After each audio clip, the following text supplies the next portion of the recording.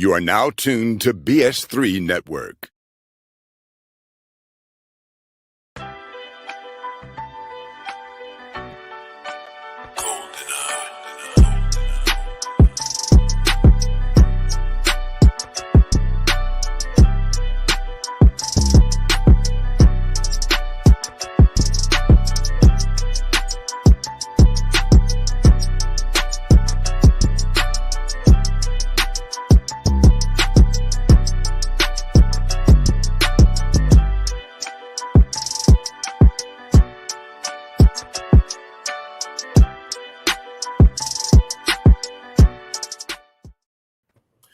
Welcome to another episode of Queen, 3, and King. I am your host, King Doc, back from worldly travels. I'm sure y'all, like my sisters, missed me.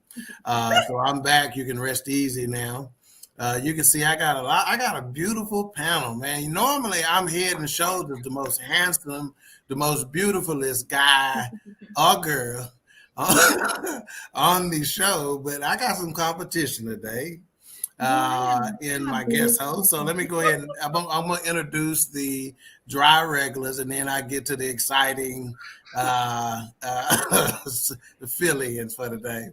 So first, out of Forney, Texas, by way of East Garland, Texas, still reveling in her victory over the city of Tulsa and state of Oklahoma and her crown of Miss Tulsa, because I guess they had some sort of agreement with Miss Okmulgee that they didn't really work out, but now we got it worked out. So we got the educated queen, Meba TT, talk to the people queen. Good evening. And you're going to cut them insults after the day I had. You better step light, bro. And one of the things that happened backstage, André didn't want me to say nothing about it, but she tripped trying to go get a glass of wine. Wow. We heard all that. We heard that crashing. What a liar. And tell me you ain't got no glass right in front of you. I don't have no glass in front of me. Okay, it's plastic then. Anyway. But thank you, Lord. Thank you. And next, I'm trying to keep my job, Jesus. Also out of East Garland, Texas. What? Formerly known as Blake's mama. Now we don't see nothing. Finally today, we got a soccer video for Blake. You just don't keep lying. Yeah, because I'm telling you, boy, that timeline full of Bronx. We got the baby queen, Mama Lee. Talk to the people, queen. Hello, everyone. See, that's the kind of energy. That same energy you use when you go out day drinking with your friends. That's the kind of energy I want. Bless you. All right, and on to our guests.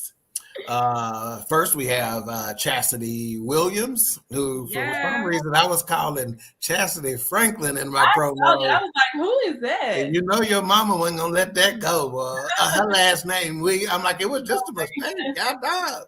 Her husband name Franklin. So you know Chastity's last name.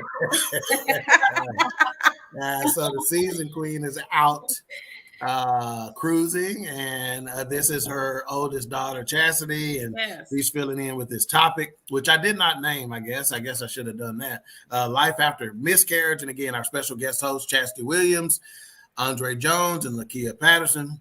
Chasity, talk to the people. Hi, everybody. How y'all doing? They said they're doing all right. You can't hear them yet.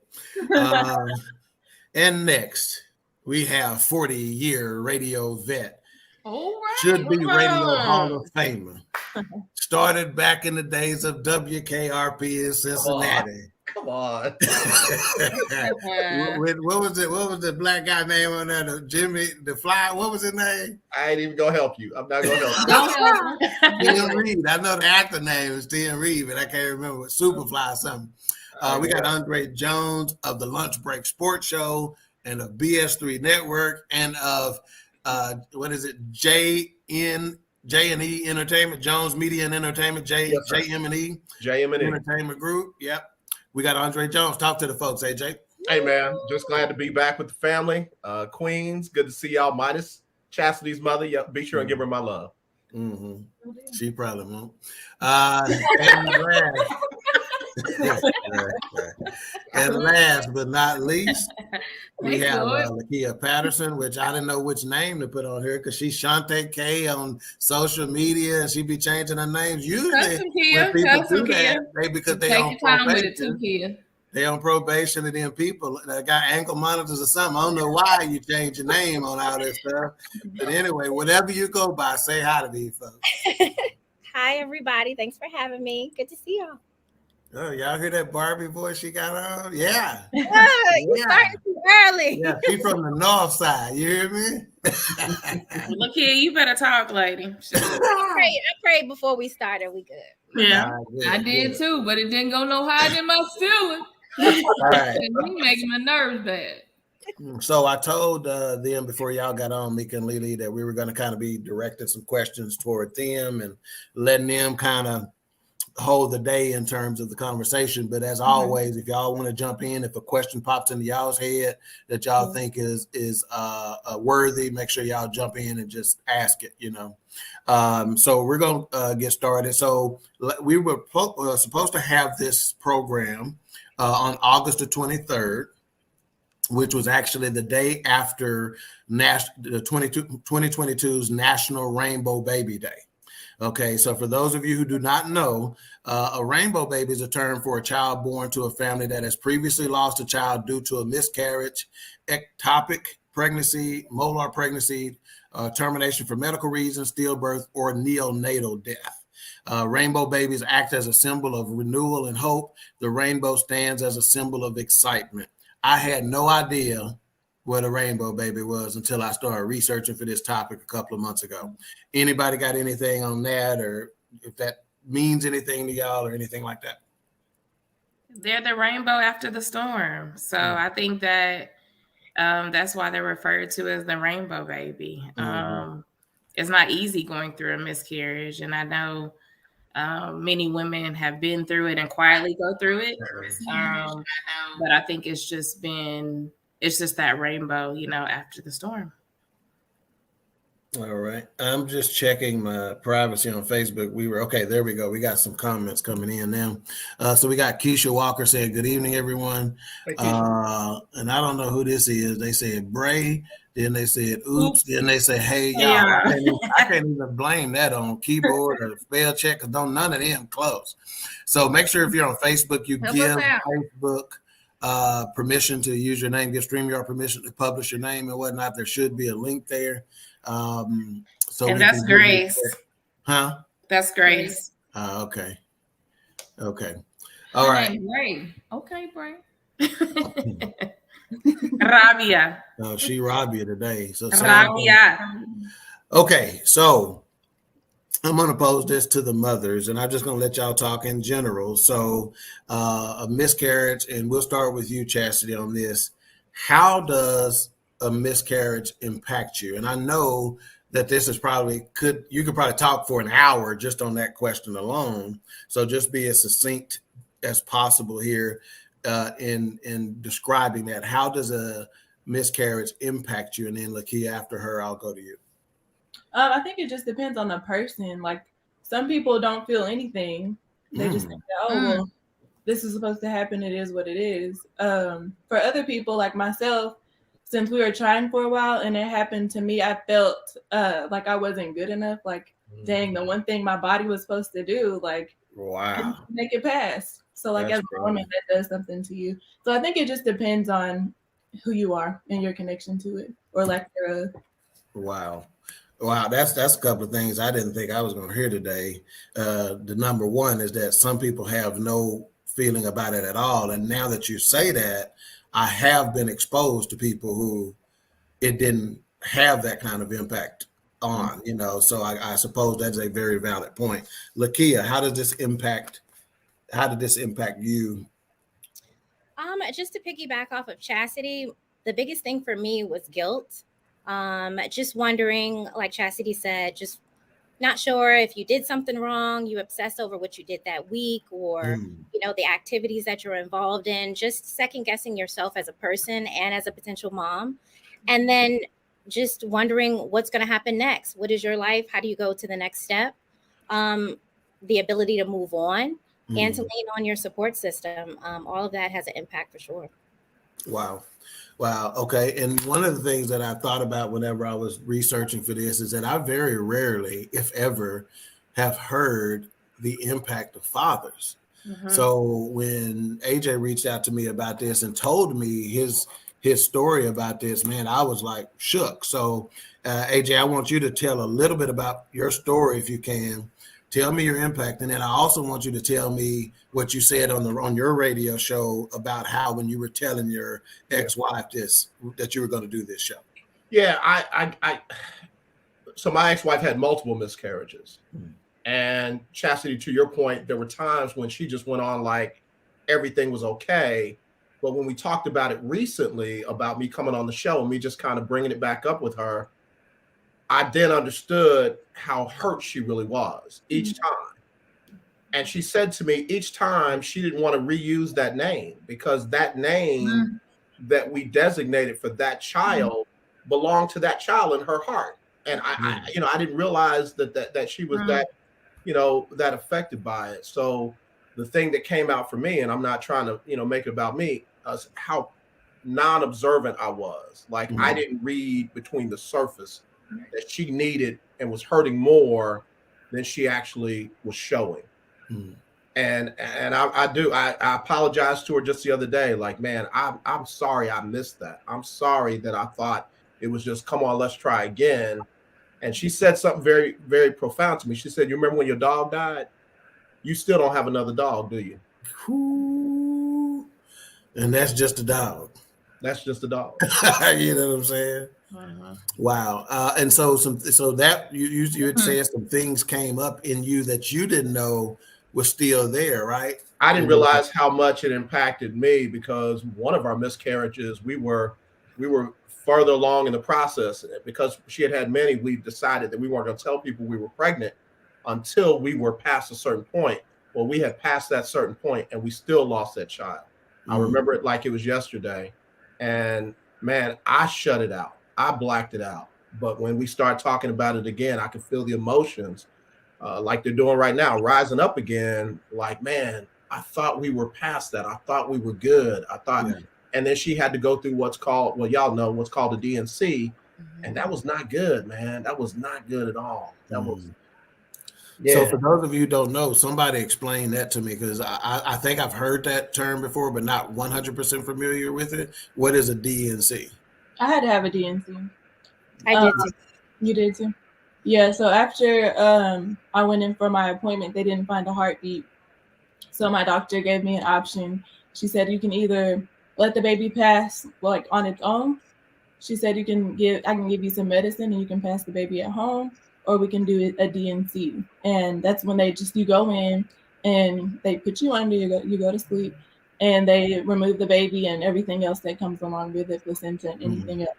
And for me, they sent off everything and tested it to see what was wrong, but that's just one way to. Okay. And sometimes that's the easier route because you leave the doctor and you don't want to go home and prolong it anymore. And sometimes it can take so long for you to pass it completely that it's just emotional trauma all over. And like you're waking up to that daily and you'd rather just go in and get that procedure and be done with it. Yeah, because that was my thought process too. I don't want to be walking around with my baby who I'll never be able to meet and hold. Exactly. I'd rather just be able to go into the hospital and like speed up the process. But Wow, that would be difficult. Lekia, you got anything to add on that? Yeah, same thing with me where it was just a scheduled doctor's appointment, and then they couldn't find a heartbeat. The biggest problem was I had to wait about 5 days to have the surgery. So it was just those 5 days of knowing what had happened and then just living with that. And then they didn't give me the option because they said that the way they determined it had been so long that I had to have surgery or was going to affect my health in the long run. So that's what happened to me. Okay. All right. A question. Well, first of all, let me get this comment first, and then I'm going to ask this question. I think this is still Grace, I guess. I had a miscarriage after my youngest. I still feel guilty at times because I did not want to be pregnant. And sometimes I feel it was my words that caused the loss. I always think about that baby, how old he or she would be and how they would fit with the other three. The baby would have been 7. Yeah. Wow. You can even tell with those comments, right? Mhm. That there is a Yeah. connection still, Always. I was dating somebody, and trust me, my experience, I'm not trying to make it mean anything, but I think this kind of demonstrates the impact that people who have not experienced miscarriage personally don't really get, and so maybe raising awareness and be more sensitive about it. But, this was somebody I was dating and whatnot. And this was in my earlier years or whatever. And I said, well, if we have a baby, we can make the middle name what she had told me her baby's name was going to be. And she goes, absolutely not. Yeah. And I was like, oh, okay. I thought that would be honoring that kid. But she's like, no, there'll never be another one. Yeah. And I was like, hey, fortunately, she was very forgiving and understanding because I felt this high, because I was trying to do it from a good place, but didn't understand it had that sort of impact for her. Yeah. I don't know if we did it or if the doctor, because we've had the same doctor, put the name on the ultrasound. So we still had the ultrasounds.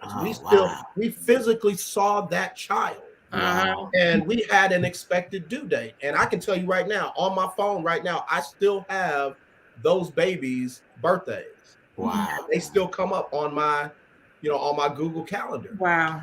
And I stop and I acknowledge them. And I just, I believe they're in heaven. I mean, they did nothing not to be there. So I acknowledge that existence. But to have seen that child, to have named that child, and like I said, the last one that we had, man, we were on the other side of it. And I took it because we were up in Cincinnati at a museum, and I kept asking her, are you okay? You good? You want to sit this one out? And she's like, no, I want to see it. And I felt like I had pushed her to do too much. I felt like I had made her try to run with me because I was home.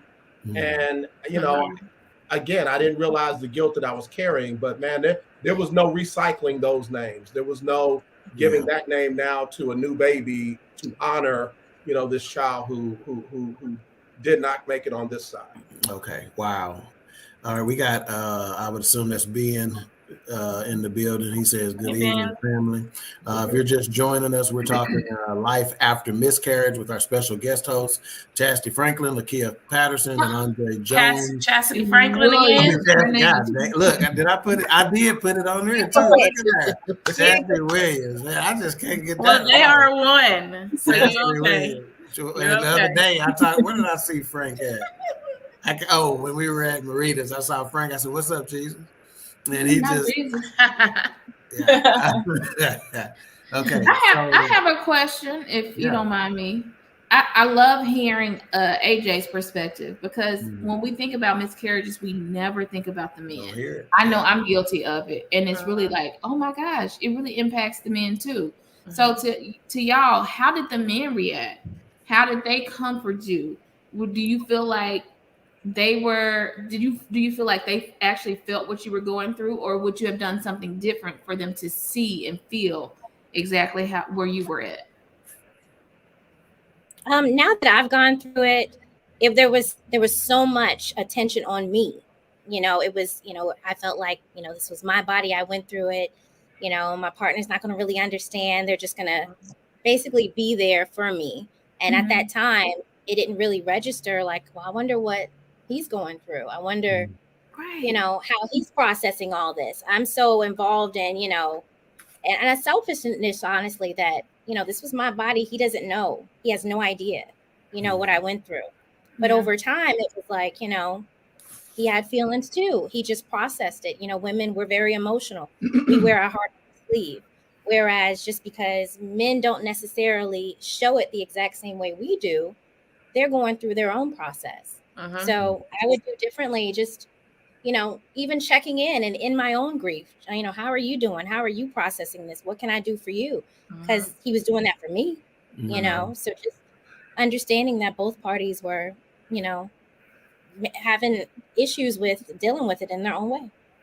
Yeah, which that's really, I think that's pretty eye-opening, because even going through your situation and kind of being on the sidelines, Lekia, I think that was probably one of the times I saw my cousin just broken. You know what I mean? And I remember that like it was yesterday. Yeah. And I can see him just broken. Yeah.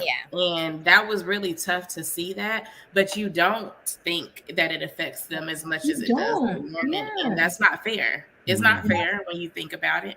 Right. But yeah, that was a super eye-opening experience. Yeah. Real quick, I'm sorry, Chasity. It's not fair, but it's understandable. I can't speak for any of the other brothers, but I went into protect my wife mode. Yes, I lost my daughter or my son, but my wife is right here and she needed me then. Yeah. And my whole focus and attention I thought was on her. But I see just after talking to her, there were some areas where I felt like, she didn't say that, I felt like I could have, been more understanding, because hearing y'all say today, she said this just the other day, I felt like there was something wrong with me. My body could not carry these children. And I didn't understand it from that perspective. I called myself trying not to let her feel that guilt. But from an attention and a caring standpoint, I tried not to let her touch anything. Get up out of bed, baby. I got that. Don't worry about that. Don't worry about that. But I don't think I processed my pain, because it literally started coming back up when we talked. I buried it, but I didn't process it. Wow. Chastity, go ahead. Yeah, for me, like I started to notice Franklin's feelings towards it immediately after we found out there wasn't a heartbeat anymore, because he was super excited about going to this second ultrasound, because the first time the baby was too small to see anything. Like this time, like she was big enough, but like, there was no heartbeat. And y'all know Franklin, he records everything. Camera, he was all excited, recording. And then whenever the nurse or whatever couldn't find the heartbeat, I like slowly saw him put his camera down and like hold his head down. And I immediately felt like so guilty. Wow. Because of how he felt, because I knew he was excited about it. Yeah. Wow. Yeah. He made me really, like, this whole process taught me that a lot of people, like, you have to understand that nobody is going to process their grief like you process your grief. Exactly. Because I would always be upset that he wasn't sad when I'm here crying every day. Right. He was processing it in his own way, in his own time. Yeah. And Franklin, he probably uses, he loves to work out. So maybe that was his outlet. A lot of people don't have those outlets and stuff. So yeah. Yeah, he probably just put on some more small shirts, medium shirts. I didn't say that. No. See, that's jealousy coming through, because I ain't been in no medium since the 8th grade. Hell, I can't even tuck my shirts in no more. Not the 8th. And I even think with me going through the situation, I discredited my loss for a long time.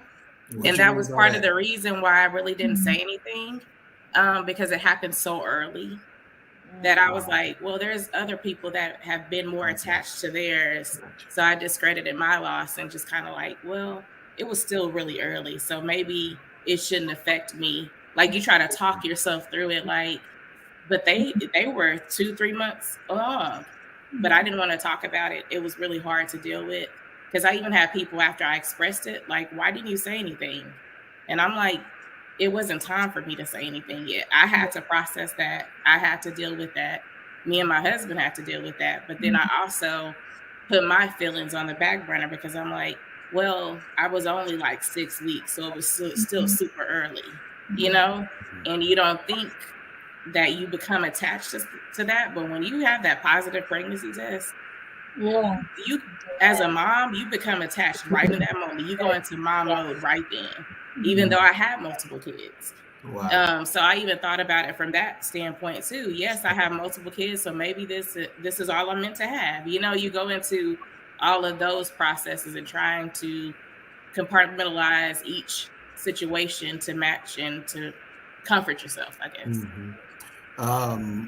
Let's see, we got a comment. Jay's car review says, good evening. What's up, Jay's? I hadn't heard from you, man. How'd you hear about the show, my man? And where can we hey Jay, and let us know where we can find your car review so we can show you some support.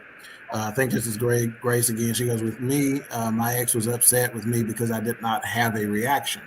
I was numb. I passed the baby at home, and my oldest helped me because the pain was so intense. I was shocked as I had 3 other healthy pregnancies. I cried 3 weeks later. I was in the shower and could not stop crying. Wow. All right. We're just a little bit. We're past the quarter mark, so we're going to pause for station identification. BS3 Network. Changing the way you watch TV. All right. So let me ask you this question. So again, because I reached out to a couple of people trying to put a panel together for this. And again, we thank you here at Queen 3 and King for y'all agreeing to do this, because I know this still can't be easy. In fact, that leads me to my next question, because I had a few people that I reached out to and they were like, no, I'm not ready yet. And for some of them, it had been several years already. Yeah. So for y'all, and I'm going to start with you, AJ, on this one, then we'll go to Lekia, and then we go to Chasity. What did it take you a minute to get to this point to be able to have a discussion like this? Was there a certain amount of time that you needed, et cetera, et cetera? That's funny you say that, because, other than me and my immediate family and my ex-wife, I didn't have a discussion about it. So when it was literally not until, we talked about coming on the show and doing it, that I reached out to my ex-wife, and she was like, man, I'm surprised to hear you talk about it, because, you just seemed like you were trying to get me to come on and move on. And, we had 2 children after the last one. So it just felt like there was nothing to discuss. But, like I said, man, just the discussion with her opened up stuff that I had not processed and dealt with. And I'm kind of glad we didn't have the show when it was scheduled to happen. Because I don't know if I would be the same as I am right now with it. I feel like I've been able to think about it. And it's almost like I remember each one like it was, and I went through my phone and said, wow, okay, yeah, I get, man. So, yeah, I think that for me, the length of time doesn't matter for a person. It's, how they are in their heart and their emotions, and even in their relationships, that gets them ready to have these kind of discussions.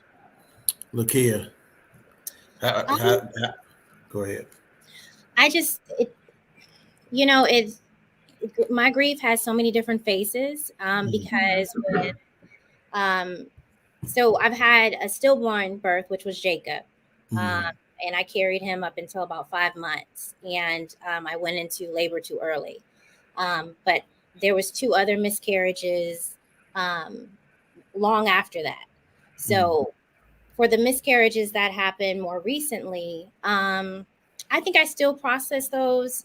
I made an attempt to do therapy. I've made an attempt to, see grief counselors, to even talk to women that have been through it. I think that, friends and family can be like, oh, girl, call me, or, I'll pray for you. But sometimes you really just want to talk to somebody that's actually been through it. But with Jacob, it's been almost 14, 15 years. And there's still some times where I'll break down today. But I try to celebrate him. Jeremiah knows about him. We talk about him. We talk about if he was here, what he'd be doing, how close they would be. And I try to celebrate, him as though he was here. And that helps me with my grief. And then with my other miscarriages, it's kind of like what Chasity said. It was like, maybe it wasn't meant to be. Maybe I wasn't ready, or maybe I wasn't good enough. It's just a mixed emotions. So I think the biggest thing for me is, if you want to talk about it, talk about it. If you need to, whether it's praying about it, whether it's talking to somebody about it, you cannot suppress it, because especially when you have kids, it's like you have to suppress it, because it's like, I got these kids over here I still have to worry about and take care of. even in the midst of me still grieving what I've lost. Yeah. So I think it's just important to just be able to focus on that and move on. Mm-hmm. Chastity, what about yourself? What did it take you to get to this point? I started talking about it pretty immediately because, unfortunately, right after I had my DNC, I went back to work like 2 days later.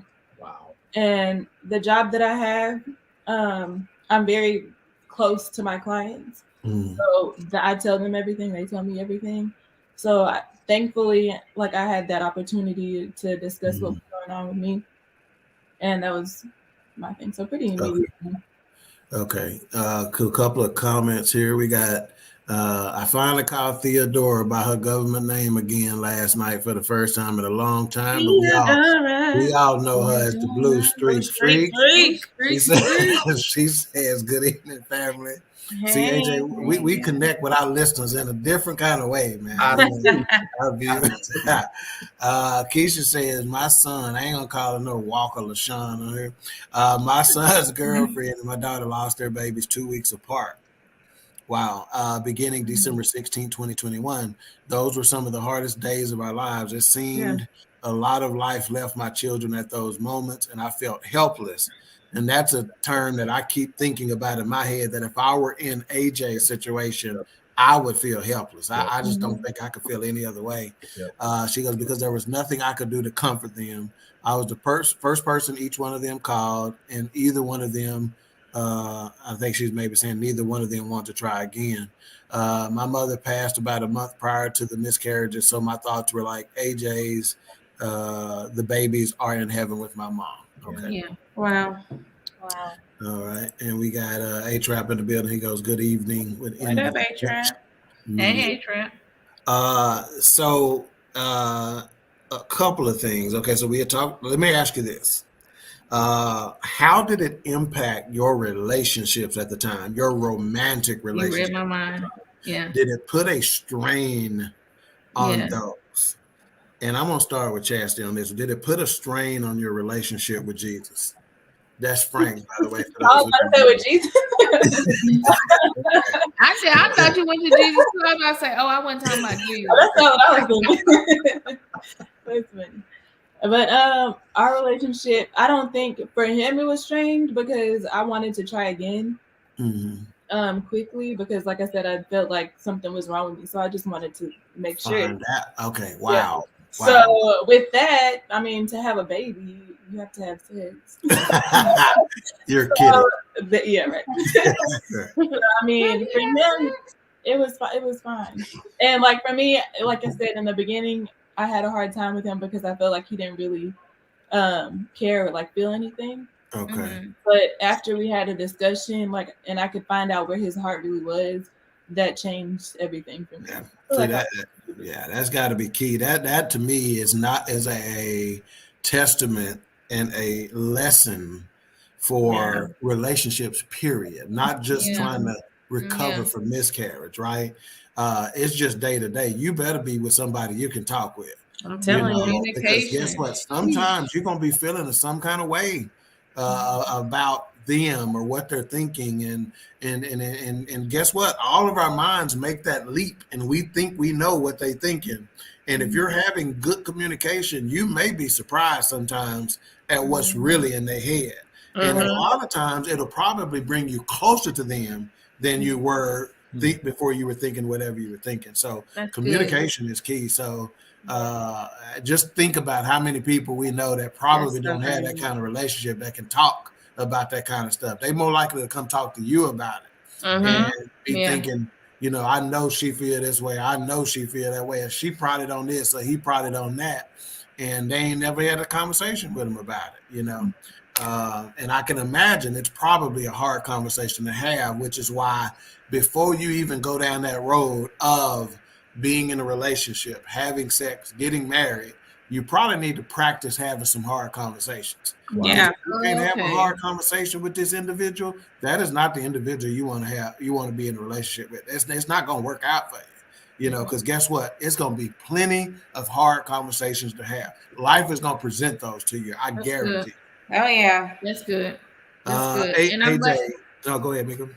I'm glad you said that, Tech, because I know a lot of people who will have babies with men, but won't marry them. Mm-hmm. So it doesn't make it. The math ain't mathing. Yeah. Like as women, you want to be able to call on somebody and have somebody in your corner when you're going through that part. But I've heard women say, "Girl, I just wanted to have a baby," but now he's not there. So having those hard and critical, I call them critical conversations. Mm-hmm. Having those critical conversations impact, how things go. Like Tech said, it's not even just about miscarriages. It's about day-to-day life. How are we going to pay these bills? What's your finances look like? Your credit score all right? You got a job? What you looking like 5 years from now? What are your goals? So I'm glad you said that. The conversation is super important. So yeah. Yeah, you got felonies or misdemeanors. I need them. I didn't say that. And that's crazy that you even, and just to piggyback on the conversation of communication, me and Brandon had a critical conversation, as Mika said the other day. And one of the things he mentioned to me, he was like, Alicia, you mask things so well. Like you will just pick up like it's nothing going on. And I'm like, because I have to, you know what I'm saying? You have little people looking at you. Yeah. And you have to keep it going. Like I can't feel that right now. I have to just go. Yeah. And so he was like, it's hard to read sometimes because you want me to read, but you're masking it so well. Right. Like you're cooking dinner, you doing laundry, you working every day, you taking care of the household while I'm at work, and y'all come home and you look fine, but behind that, it's a lot of feelings. Yeah. You know what I'm saying? A lot and of I'm sure after you don't have your DNC, your miscarriage and all this stuff, we back up and cooking in a week because the house can't get behind, the laundry has to get done, the cooking, who gonna cook, who's gonna clean. So I think as women, especially as Black women, we mask all that real quick. Right. Because we're the strong ones. We're strong. We got to bounce back real quick. This is what I told a very, very good friend of mine just yesterday at lunch. They said the same thing. I can't, they going through a tough time, and they were like, I can't show, the kids this. Like, I can't let them see me. And I said, but you got to understand, they got to see you go through it. Yeah. They need to see you break for a minute. Yeah. I said, you're doing them a disservice when you don't. Yeah. Let them see you break. Let them see you. I've seen a lot of strong women ahead of me, and I haven't seen a lot of their struggles. Mm-hmm. I may have heard, but I've never seen it. Mm-hmm. And so, like, when the first time that I ever went through anything, I'm like, dang, like, am I like that weak of a woman that I can't that part? That's it. Yeah. That's why they gotta see it. Your kids, not just your daughters. Your sons need to see your mama's break sometime too. So therefore, when they're in Brandon's situation, they can know sometimes it look all right, but it's not. It's like you got to say that. You even got to get to you got to reduce it to its simplest terms to even say that statement to them. Is that, hey, I know I look all right sometimes, but that's for y'all, but it ain't always all right. But they got to know it's okay to break, because if not, when they have that first break, they going to think it's them. They're going to think it's something wrong. And then in addition to that, when they get to see you break, what it'll do is it'll bring them closer to you, because they'll be like, I didn't know you cared like that. Right. Or let's just say somebody at school do something to them. Let's say Kay get into it and get bullied at school, and inside you want to be shedding tears. Let us see you shed tears. Mama, what's wrong? I don't like that they doing you like that. She already love her mama, but she gonna love the hell out of her mama if she know, that do you like that? Oh, you do dig me. You know what I'm saying? So sometimes they need to see you crumble. Yeah. And then they need to see you rebuild, because they know, okay, that's just part of life, crumbling and rebuilding. I can't imagine. Well, I'm gonna tell you like this. This is what I told that individual. I said, I remember every time I saw my mama crying, and I know why she was crying. Every single time. And it moves me in a way to where I'm like, that affects me. You know what I'm saying? So I'm like, your kids gotta see you break down. They seen it. Because they gotta know it's possible to recover from it. Because if not, matter of fact, I told somebody today, I said, one of the biggest disservice we did for our kids is we made this shit look too easy. That part. And they got out there and life smacked them in the face. Yeah. And they shook. They like, what the? Yeah. You know, we don't tell them enough that, like, I don't heard my mama say enough. If it ain't one thing, it's another. It's another. You know, and whatnot. And so you don't understand that the first of the month keep on coming. And keep on coming. And keep on coming. You try to take a breath after you made your first rent payment thinking your ass done did something. See, the first gonna be back before you get into your bedroom. You know? So they gotta see that in order for them to be strong enough to deal with it. Yeah. So AJ, I think I talked to Chasity about how it affected her relationship. Lekia, did I talk to you about how it affected your relationship?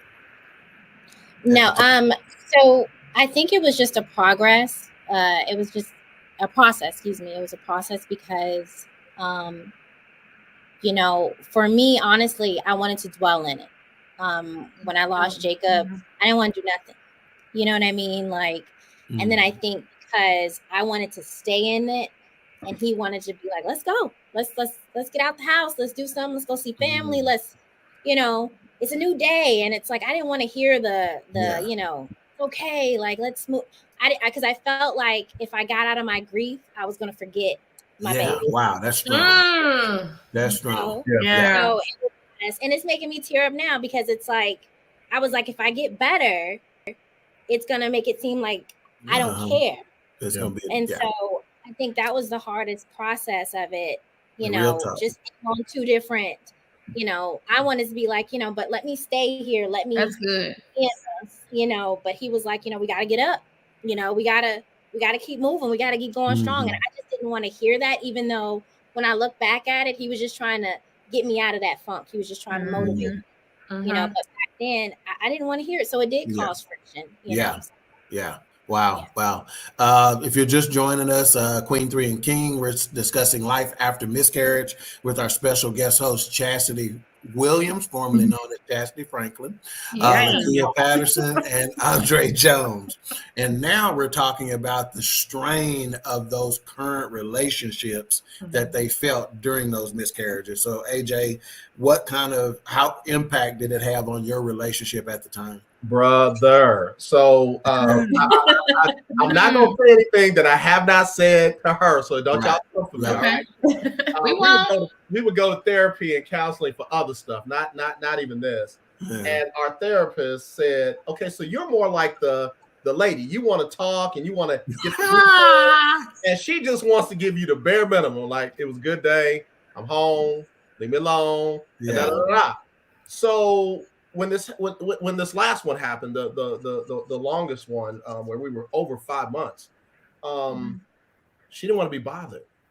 Like, she just wanted to be left alone. And similar to what Lekia said, she didn't want to hear about God. She didn't want to hear no hype talk. She didn't want to be okay. She didn't want to hear that. And I got in my feelings because it was like, well, damn, I mean, you know, I'm just trying to help. And that was the wrong approach to take because it wasn't about me. And hearing, you know, these ladies talk, there were things that I couldn't comprehend. You know, while we were pregnant, this was in her body, and feeling like she had failed some kind of way and she had done something wrong. So I kind of tried to push it, and then I got, you know, a little sensitive because, you know, I'm the sensitive one. I was the sensitive one in the relationship, and I shut down. It affected our relationship. It's so extreme, and I'll just go ahead and confess this, to the point where we were only intimate on her birthday and my birthday. God. Wow. And our birthdays wasn't in the same week. In the same month. And see, I mean, we had 2 kids after that, but it was not easy. Yeah. Easy. I mean, we became friends after we divorced. So what's your birthday month, AJ? December. So that means your birthday, is birthday. One of them I know is September. Her birthday was in June, bro. June to December. So wow, and you know what? It affected us extreme. That's the thing that you would anticipate. You know, you know, is that especially if both parties aren't talking, cause a strain, and that is because I'm gonna tell you like this: I would anticipate most men not know how to handle the situation. We're just we goofballs. We just Neanderthals when it comes down to it. We don't know that kind of stuff. We fumbling our way through it, you know, which is why therapy probably is a good idea when you're coming out of that situation, even if you think you got it. Even if you think, no, we're doing good, because there may be some things that you just don't understand that may creep up later, right? Yeah. And we're going to, and I'm going to come back just a moment, and I'm going to talk about the rainbow babies and how you felt when they were there, right? And I also want to talk about any future relationships that if you didn't, stay with that individual, how are new relationships because of former miscarriages and things of that nature. But again, we're going to pause for station identification. This is our featured Black-owned business of the week. And in fact, I am not going to play that right now. So I'm just going to pause for a commercial with one of our guys. This is Cole Johnson, who always put together some fantastic commercials for us. So I'm going to go ahead and just play one of his commercials. This is a BS3 Network presentation. I want to show that attainability. I want to show the accessibility of this kind of lifestyle. From social media to having conversations with friends and family, you always have to put on face and say face. What brings a smile to my face is the one person that totally believes in me, and that's my beautiful wife, Jody. I just had to stop because I didn't value myself. I didn't love myself. And it's like, I have to learn to love myself. Changing the world one conversation at a time. This is Revelations.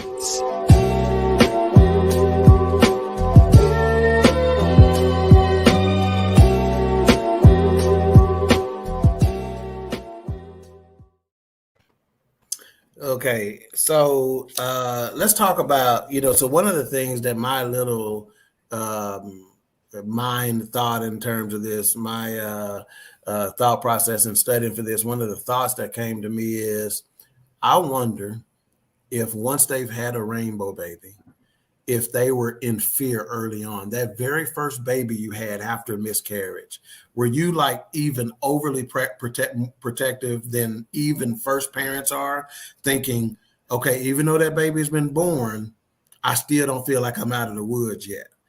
Can any of y'all talk on that? How did y'all feel when your rainbow babies come? Was there still a fear there? Oh, I was terrified. I was terrified. And the blessing was I had the same doctor throughout all of my pregnancies. So she kind of understood. But yeah, I mean, and I think it just carried through the whole entire pregnancy, and all my pregnancies were high risk. So just constantly going to the doctors. I had more doctor's appointments than, just a regular pregnancy. So just going through every day, if you felt something, you'd freak out. I was blowing up my doctor's, phone, so just having to go through just being patient with yourself and just praying honestly, like the whole time, like, God, if it's in your will, it will be done, So just taking it day by day, because it's what about after the birth? Did that fear continue that, even though he's born, will there be an issue? Even as a baby, because I think it's just a typical, it's a continuous reminder. Even after Jeremiah, I was like, he's here, he got here safe. And then I was like, but is he okay? You know what I mean? So I think it's always in the back of your head, and I mean, he's taller than me now, and I'm still like, because I remember, so I think it does affect you for sure. Okay, AJ, he's okay, Kia, and he's bigger than all of us. Okay, that's my jam right there. I love him. We'll start a GoFundMe. The shoes are ridiculous. Oh my God. AJ, what about yourself? After when your rainbow babies come, when that baby was born, did you still have some reservation? So my older children will tell you that I love Hannah, my 9-year-old, the most, because she was our first rainbow baby. And that is my baby. I don't care what the other ones do. Y'all like, me, I'm dropping it all, dog. I'm dropping it all. So not so much after she was born, but man, when I tell you I was a helicopter father, husband, you name it, when we gotten pregnant again, and we were getting to the point that she was actually gonna be born. And similar to Lekia, we were very close with our doctor, and she was as committed to making sure that she did everything that she could for us to have that baby. But yeah, I was until I held her in my own arms, I wasn't sure everything was gonna be all right. Right. I'm very close to her now, man. I mean, she is spoiled, and I'm guilty because she was that one. Yeah. Chastity, what about Selah? Did you, after she was born, were you still worried that is everything okay? Yes, especially at night. I was always afraid like something was going to happen to her. So like I didn't really sleep a lot in the beginning, and she slept in our room probably longer than she should have. While she's still in our bed now. But I just remember just looking at her and just staring at her. And like every little, if I would fall asleep, I'd wake up and be like, dang, did it happen? Like, is she okay? Wow, man. That's all that. And put your finger under their nose to make sure you feel them breathing. Yeah. And I still feel like even now she's 3, I feel like sometimes I can be a little bit overprotective, but that's just because I don't know. She came at a like super special time in my life, so I just protect. That's what's up. That's what's up. Point out how they talked about their doctors, and doctors to me are super important. Alicia, myself, Chasity, and the oldest queen all share the same OBGYN. Doctors are super important, and she's a Black female, so she understands our body a little more. And we can go in there. I've cried in her office about 17 times. Like, girl, I don't know what's going on. But I think doctors are super important. And that, when we've gone through something like that, like trauma and miscarriage and all that good stuff, I think it's super important that we know our doctors and know that our doctors are in the corners. It's so important. But your OBGYN said when she see the oldest queen, she had to turn her office lights on real bright. So AJ, you better not laugh. I'm not Chastity. I did not laugh at your mother. I promise you, I did not. Stop, man. But I think one of the most special times of just talking about the doctor is after I went through what they labeled as a chemical pregnancy, because when it's super early, they kind of just put that label on it, but it's indeed a miscarriage. She sat in the room with me and just let me feel. Like in that moment, she was just like, feel it. And she was just like, feel it. You have to feel it. Yeah. Don't walk out of here without feeling it. Nothing like a doctor who's got no bedside manner, man. They irritate me to my core, man. And I'll tell them about this. If I deal with a doctor that ain't got no bedside manner, I'll say it to them and say, you must have skipped. You must have been called in sick today. They taught bedside manner in medical school because you don't have it. Wow. And generally that get their attention and they be like, oh no, I was just, whatever, trying to make some kind of excuse. But I don't play that, man. Yeah. No, she she'll sit there with you. You be like, I'm not feeling this, and you may start crying. She'll be like, let's just sit. Yeah. Let's talk. She can have 30 people in that waiting room. They're gonna wait. She doesn't care. They're gonna wait. And if I'm not mistaken, this is a Black female, right? Yes. Right. And her dad was also an OBGYN. Her daddy. To me, that is the coolest story in the world, man. I think that's dope right there. I love him. He actually just retired, so she's the only Parnell that's gonna be there. So I think that's super I probably done got a lot of business because every chick I done dated in the last 10 years, I tell about, hey, you need to go to this Black OBGYN. I need to get some referral money here. She's young. She's innovative. When it came to COVID, she told us what to do. She talked to me 30 minutes at one day because I was like, what are we going to do about COVID? I was crying, acting a fool. She's like, oh, girl, you're all right. Shout out to Dr. Wendy Parnell. Dr. Wendy Parnell. Mika still ain't left the house after COVID. All right, so a couple of comments.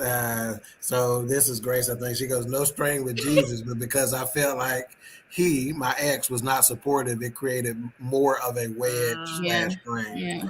And my daughter-in-law, Brandy, says it's so important to be able to have a hard conversation with your mate and not just be able to have the conversation, but be able to feel the emotion your mate has. That's a key right there, is to say that. See, too often times we're so busy trying to get our point across and make sure you understand us that we're not getting an understanding. And the word said, in all your getting, Get an understanding. While you're trying to get your point across and get your battle victory and you need to get an understanding, because that understanding. My Bible say. She goes, connection is so important. And then Grace says, y'all need to read our bloody mind shit, and let's see. She goes, my OBGYN is amazing, Black Doc. So okay. So now this has got to be key. Do y'all feel differently, because y'all have gone through miscarriage and stuff like that, with all these new abortion laws and this political football that they're using with this? Do y'all have any thoughts on that y'all want to share that y'all been dealing with? Absolutely. It should not be anybody's choice but a woman, simply because a lot of these situations, we're talking about victims of rape, sexual assault, sometimes when it's medically necessary to have an abortion. You got it. You're determining when we can and cannot do that. So you're not only putting us, the baby, at risk, but us at risk, right? So it's just, I like, these new laws kill me. Like, I don't understand it whatsoever. The whole abortion is healthcare is 100% true, because it doesn't just go for like people who have been raped or whatever. But I had to have my DNC on the paper. It says abortion, elective abortion. Yes. For spontaneous. They called it elective. Yes. Wow. Okay. Yeah. So it's like, and that was a fight a lot of women had. They talked about it. Yeah, if it was illegal, then what? I would just have to like sit in my misery for or in danger. I called it a political football because they are using this. Again, this may sound silly. It's not about the abortion.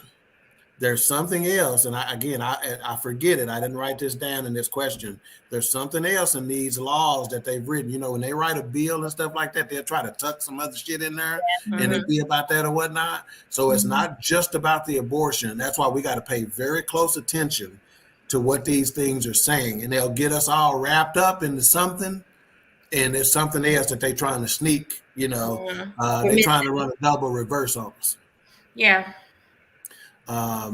So I just thought that was interesting, an interesting, kind of play on this, abortion for people who have miscarriages, that their thoughts on it, So again, I said rainbow baby. That was my first time hearing that term whenever I was researching this.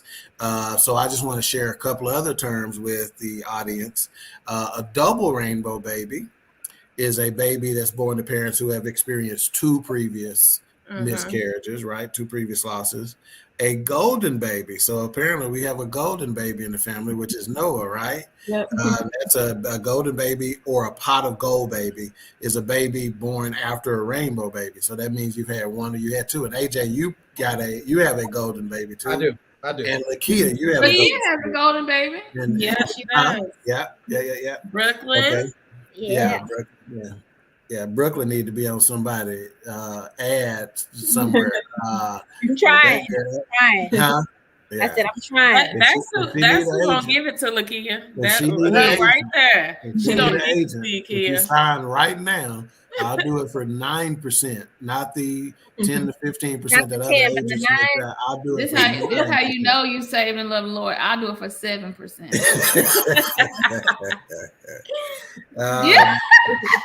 Let's see. A sunshine baby. Okay, so this was a new one for me, right? The sunshine baby are kids born before a loss, right?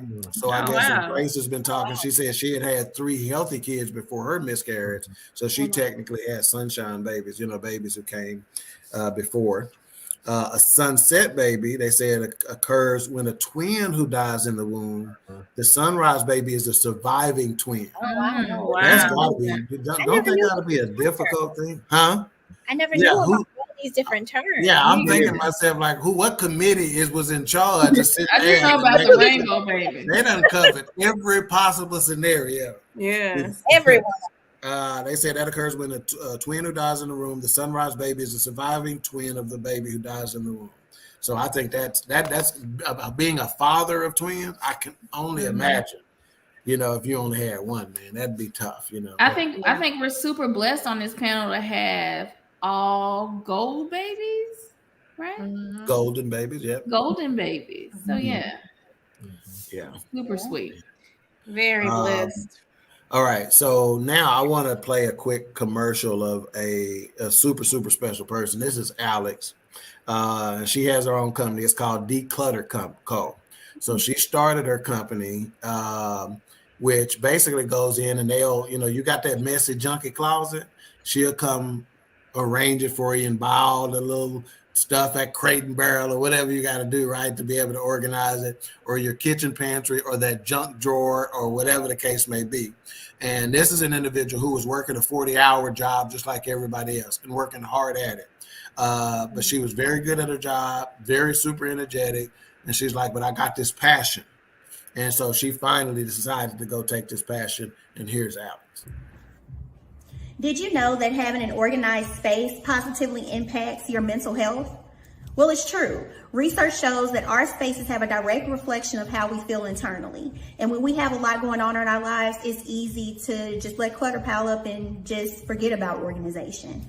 That's where I come in. I'm Alex. I'm the owner of Declutter Co. and your favorite cousin on your mama's side. I'm on a mission to invite more peace into your life through decluttering, organizing, and interior decorating. The first thing people tell me when we start our journey is how ashamed they are. How ashamed they are about just letting things just get out of control and pile up. But hey, things happen. This is a no judgment zone. Listen, we've all been there, but we don't have to stay there. Ain't no shame in asking for help. And trust me, I come from a long line of folks that don't like asking for help at all. So I get it, but let's be better. Let me come in and partner with you to get to just your personal journey with organization. Teamwork makes the dream work. Head over to my website, decluttercotx.com, and schedule a consultation with me today. Bye, y'all. All right. Did she take layaway plans? Bye, y'all. Come to Houston. I'm sure she would. If the money right, and if the money right, I'll drive her here. And I know that 40-year radio money got to be looking good over there. Look at that background. Yeah, he got a baby grand piano back Look there. how God is blessed. Oh, listen, do not play. This is. Let me tell y'all something real quick. Yeah, there you go. That is a green screen, huh? There you go. We know the difference. We know the difference. All right. So now we've this hour, of course, it always passes by fast. So it is time for our final thoughts. And we're going to start with Lekia. We'll go to AJ, Chasity, Lily, and Mika, and then I'll finish us off. So Lekia, give us your final thoughts. Well, first, I want to just say thank you. When Lily originally asked me, I kind of looked at the phone for a couple of minutes, because it's a hard conversation to have, but it's necessary. So I'm just appreciative that you guys are just bringing light to this situation and giving us an opportunity to speak on it, and then learn from other people's perspectives. So I'm just appreciative, and I thank you. Oh, yeah. Well, you may not know this, but Queen 3 and King for the second consecutive year did win Most Versatile Podcast. So even though we act a fool on here, we do cover some pretty serious topics, So, look us up. Anyway. I voted. So I know you won. It's a reason why I had Lily reach out, because I was scared. And I'm like, hey, can you call these folks? And I don't want to. Man, he sure put it on me. Yeah.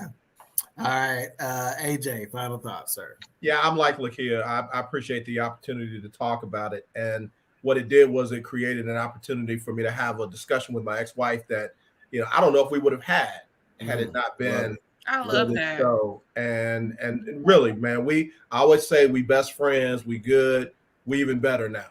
We even better now. And My rainbow baby had a birthday yesterday. She's 9 years old. So that's Hannah, right? This weekend, my golden baby, she just do what she want to do. And we just accept that. So, man, I'm just glad to have this opportunity and really praying for folks who have either gone through this or are going through this. Yeah, that's what's up. Yeah, they need to. That's what's up. All right. Chasity, formerly known as Franklin Williams. Yeah, thank y'all too for allowing me to come on and talk. Anybody that's going through a miscarriage or who's gone through one, just remember that it doesn't matter how far along you are. Because I was kind of like Alicia. I was like, I was only 10 weeks. Like, it's not that bad. People have had worse. People have had multiple miscarriages. But just remember, like, your loss is your loss. It's still significant. Don't think that just because your loss is not as significant as somebody else's, that your loss is small. Right. Just remember to, like, sit in your grief. Allow you to feel those feelings and feel it. Forward. But don't just sit in it for too long. But yeah, that's something big. Now, I've heard a couple of people say that today, that they needed to feel it, right? And I've heard people say that a lot this year thus far, whenever we're talking about pain and grief and whatever, is that you got to feel it. So oftentimes, and especially men, we want to keep moving. And I think it's because we don't want to feel it. So we know if you keep moving, you can't stick to me, Right. So feeling it though is a big part of closure. So I think that's a big takeaway from this particular episode, is to feel your pain, feel your grief. And like Chasity said, don't sit in it too long, but you got to feel it to move on. Lily, final thoughts. Again, thank you to our guests. I appreciate you guys for coming on and being vulnerable, because this is a topic that's not easy to talk about. And I never take that for granted. That's why when I went in asking, I prepared myself to get a no. I ain't ready for that, right? Because it's such a heavy topic. But like you guys have said, it's important to feel those emotions. It's important to have empathy to people that are going through miscarriages or have dealt with that in the past. One thing I do want, like something, and this is just a me moment, but when we talk about putting our children on birth control and going the birth control route, just make sure you research that, because birth control can have a lot of adverse reactions on our bodies. And we don't realize how years of being on a birth control can kind of hinder us when we go through the walk of wanting to get pregnant or trying to get pregnant. So it's just important that I know in the Black community, we always be like, well, I'm about to go put her on birth control because she ain't bringing a baby in my house. Right. And I get it. But just make sure you do your research and just make sure that's the best thing for you and your family. Yeah, best alternative. Yeah, that you don't think about that, but if you think about it for just a second, it makes sense, doesn't it? You're going to be taking something, putting it in your body that's designed to stop you from having a baby, and then you want it to go away so you're ready. You follow what I'm saying? Yeah. Just, if you really think about it, if it worked the way it's supposed to work, it might cause a problem. So that makes sense. Mika, final thoughts. Thanks to our guests. Y'all were phenomenal. Thanks for opening up. Chasity was my first baby, I think. She was, I think she was. I carried her like she was mine on my hip. And we're only 1 year apart. Wow. Lie again. It's my story. This is how I'm telling it. AJ bought it for a few I sure seconds. did. I'm talking about he bought it for like 3.5 seconds. No, we're 6 years. He was like, damn. We're 6 years apart. I think we're 6 years apart. Yeah. Yes, we're 6 years apart. So just having that perspective from all of y'all, especially AJ, thank you for sharing that male perspective, because that is something, and it's selfish almost on our part to not think about it. But when you're so consumed with something, a trauma, you don't think about anything or anybody outside of that. So thank you for sharing that perspective. And like Alicia said, after, just having a me moment, y'all, I've waited to after 35 to try to have a baby, and miscarriage is something that I totally worry about. And so just hearing y'all say that and hearing y'all be honest about that and how y'all went through it, I appreciate y'all for saying that. And the Lord I'm gonna just be spiritual for a second. Lord just told me I can have what I want to have. It don't matter the age, time, or the date. So I appreciate y'all for sharing that. And I'm out. Yeah, and again, so now I'm going to tell you why the OBGYN, when the seasoned queen goes in there, she got to turn the lights on real bright because Chastity and Mika are only 6 years apart. So that ought to give you some age clarification on that situation. Fortunately, she's on the open seas somewhere and she can't defend us. But she gonna good. So before I give my final thoughts, I want to talk about next week's show. And I gave AJ a preview of this before y'all got on and backstage. We're going to have Storm Season is the topic with special guest host Pastor D.P. Dawkins of Macedonian Missionary Baptist Church. Oh, it's going to be a good one. Man. I'm proud to shout. This one's finna be something. I held my tears on this one. I had a couple lumps, but can't keep taking me through too many of these. You do not want to miss Storm Season next Tuesday at 7 p.m. AJ almost kicked this chair off of Monday and jumped up when I was breaking it down how we got from point A to point B. He feed me that, brother. Yeah. So that's gonna be good. For me, my final thoughts are simply this: we're not the experts. We here at Queen 3 and King simply want to bring awareness and recognition. Our special guests, Chasity, AJ, Lekia, due to their experience, they are the experts. And hopefully we've been able to bless somebody today to either help you get over it. You may be in the midst of it. You may know somebody who is. Like, share, subscribe, send this to them, because I promise you there's something in it that can help somebody. So again, we appreciate you for joining us on another episode of Queen 3 and King, and we'll see you next Tuesday, 7 p.m. Central Standard Time for another episode of Queen 3 and King Storm Season. Bye, y'all. Y'all say bye. Are we smiling or what are we doing? The Queen Bee has arrived. You know. What's your out then? So I'm gonna start with both of y'all's hands right here. Look for my thumb. Look for your thumb. Like if you can see my thumb on